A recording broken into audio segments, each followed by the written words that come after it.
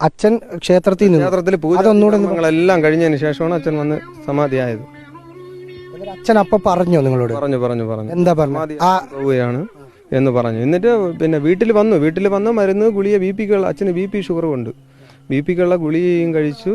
ഇതിനെല്ലാം കഴിച്ച് പിന്നെ ഇൻസുലിനൊക്കെ വെച്ചതിന് ശേഷമാണ് അച്ഛൻ കഞ്ഞിയൊക്കെ കുടിച്ചു സമാധിയാവാൻ പോകുന്നതെന്ന് വന്നതിന് ശേഷമാണ് അവിടെ നിന്ന് വന്ന് അച്ഛൻ സമാധി ഇരുന്നത്.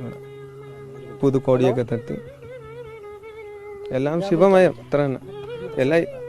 പുതിയ അച്ഛൻ തന്നെ കൊടുത്ത് പത്മാസനത്തിലാണ് ഇരുന്നത്.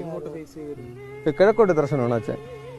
കിഴക്കോട്ടാണ് ഇരിക്കുന്നത്. ഇത് മയിലാടി നിന്നൊക്കെ അതിന്റെ കല്ലൊക്കെ അച്ഛൻ ഓർഡർ ചെയ്ത് നേരത്തെ വരുത്തിയിട്ടുണ്ടായിരുന്നു. ഇതൊക്കെ പീഠമൊക്കെ നേരത്തെ അച്ഛൻ കെട്ടിയിട്ടുണ്ടായിരുന്നു. എന്തെങ്കിലും ആരോഗ്യ പ്രശ്നങ്ങളുണ്ടായിരുന്നു?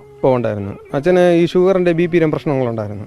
എന്റെ വേളാങ്കണ്ണി മാതാവേ, ഇവന് കുറച്ചു ബുദ്ധി ഉണ്ടായിരുന്നെങ്കിൽ മന്ദബുദ്ധി എന്നെങ്കിലും വിളിക്കായിരുന്നു.